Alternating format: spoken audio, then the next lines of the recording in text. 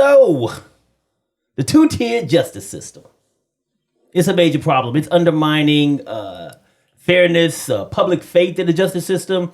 You know, it's crazy out there right now. It's making it really hard for anybody to get a fair shake in society right now.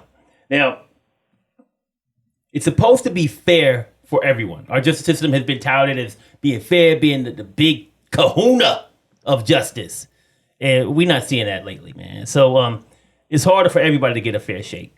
So when things are happening right now, we got different justice systems based on wealth, based on race, social class, and even politics.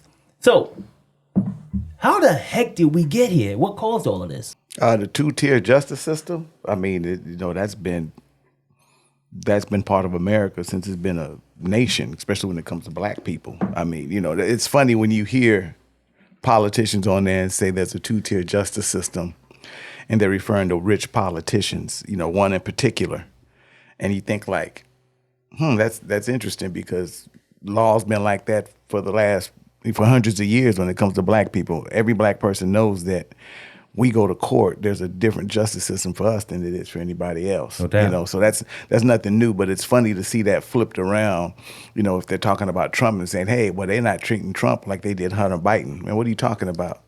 Trump's did all the crimes he's done. He had the documents. He's there. He's walking around Mar-a-Lago playing golf. You don't see black people doing that if they go to jail. That's a two-tier justice system. Right.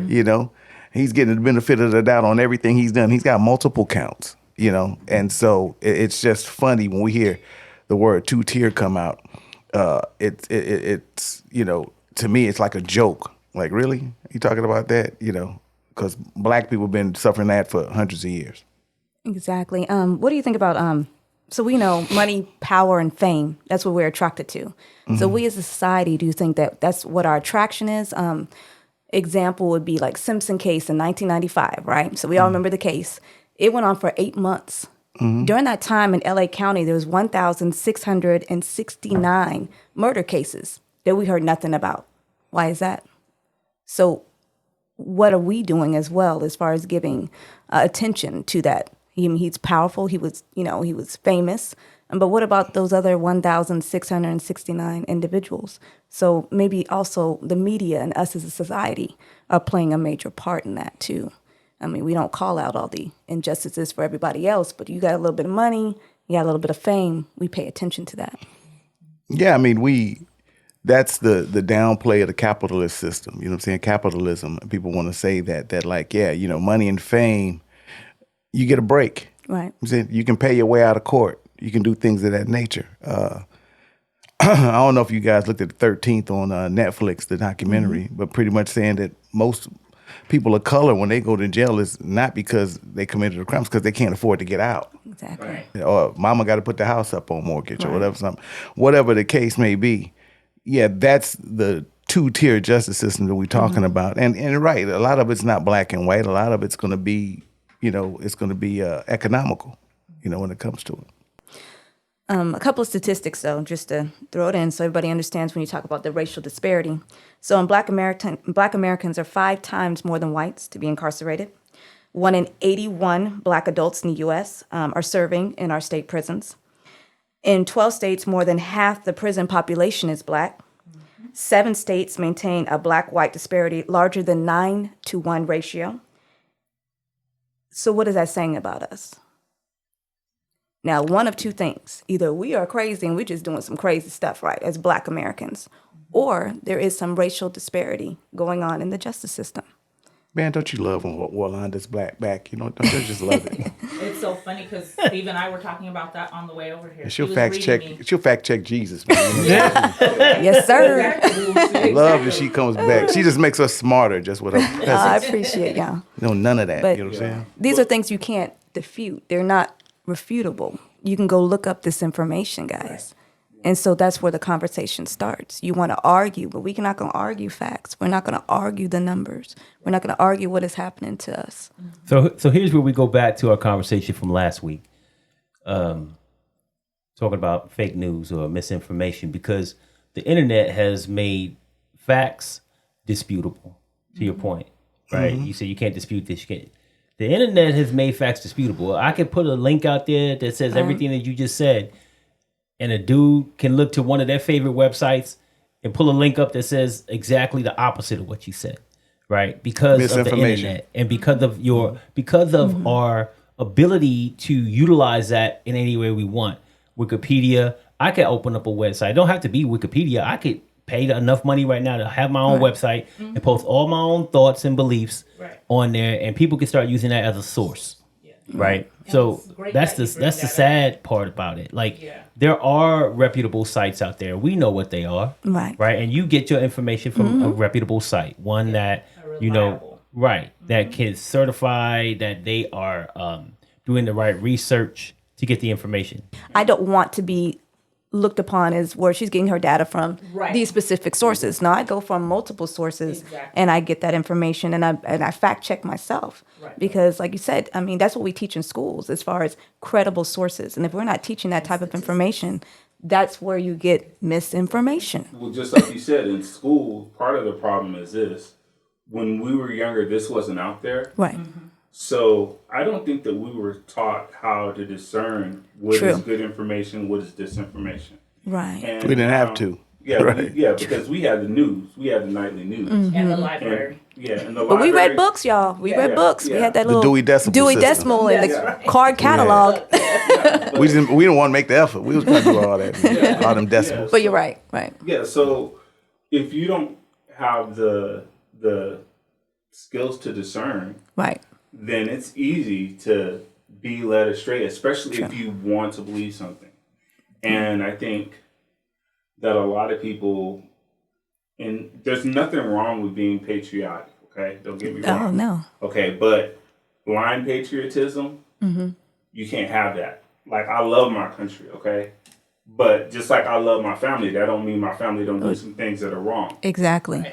And I think that a lot of times people say, oh, this country is the best country in the world. There's no way that we would have these problems. And I'm like, oh, look, I love this country too, but we got problems that we need to fix. That we need to, you know, really look at. And I don't think that people really see it that way. And people, you know, it's just like, oh, everything's fine. You just aren't, you know, you people over there aren't doing this or you people over there aren't doing that. And a lot of times when they say you people over there, they're them people too. Because when it comes down to it, poor white people, just like us. Yes, if you're poor and you're white and you get arrested and you have to go in front of a judge, you're not going to have the money to pay for a lawyer, okay? You're not going to probably have access to the people who are going to be able to get you off. You're not going to have the education to really be able to tell if you are being represented properly. Exactly. So you're maybe not quite as bad off as a black person because black people have to deal with how the jurors view you. So it's different, but you're pretty bad off too. And I feel like a lot of these groups have done an excellent job of making poor and middle class white people say, that's these people over there. Y'all are fine. Don't worry about it. Look, y'all are fine. That's them over there. And that's the issue. That's where this two-tiered system, in my opinion, that's how the powers that be were able to create that. Because they've created a situation to where it's us and them, and people don't even realize that they're shooting themselves in them. Exactly. Yeah, that's in a lot of aspects when it comes to politics and power. They divided the masses, divided the people in the same economical status, working class, poor, and have them battling for the crumbs that we get and not sharing the wealth. So, no, I agree with you, Steve. So I do want to just wrap this up, but before I do, I want to acknowledge some of the points that were made by Walanda a moment ago about this is happening to us, right? And it seems to me, and I say this a lot, we need to get more involved with things like this is a great thing that we're doing right now because we're having we're having a conversation, and it gets people thinking. Hopefully, it inspires other people to act. But if we're not doing things ourselves, then we're just sitting back and taking it. And to your point, Walanda's like, this is happening to all these people, yada yada yada. What we doing about it? Like, I mean, we having a conversation about it today, but tomorrow we gonna go out there, and if something happens to one of us, we gonna be in the same situation that your friend was in. They're looking for a way to get us locked up, right? So at the end of the day, I don't know if this is ever gonna change. If our justice system will ever be fair, because to your point, Ace, it started off unfair, right? I think it's actually grown from being, hey, this is for the white man's justice, to then your social class, and your wealth, right? Then your social class. Now all of a sudden, it's politicians. Yeah. It's like Democrats versus Republicans. They're shouting how it's two-tiered based on that. Like, hey, this stuff happened in the Trump. What about Biden? What about, now it's just spreading. It's growing. And if we don't do something about it, it's just going to continue to grow, man. Yeah, they're just using it horribly. You know what Yeah. I'm saying? And not addressing the problem that's actually out there. There's a real two-tier justice system out there. I guarantee you Trump ain't feeling it. Hunter Biden ain't feeling it. You know what I'm saying? Well, he says he's feeling it. Yeah. He says, I'm a Republican and they're targeting me. Yeah, that's what I'm saying. Right? So he is feeling it. And in his mind, he's feeling it. Right? And his supporters will say he's feeling it. So perception is reality. Right. That's his reality. You just can't brush it under the table because we don't agree. Because I sure as hell don't agree. I think he got money and he's being justifiably pursued and indicted. I think it's all for a reason, but not to him and his supporters. So we can't just push that under the table or sweep it under the table. We got to be like, how do we address this? Because if we address that, we address the things that are impacting us as well. Right. So Well, the system been designed through policy to suppress other people. So you have to look at policies. So we're not in there again, why it's important to vote and listen and see what's going on with legislation, because your policies have been placed to suppress others. So what you have to go for is policy first. Right. And that's what a lot of us are just not interested in, and we don't pay attention. Right. And it's hard because some of us are not in the powered position in order to influence policy. But conversation is a start.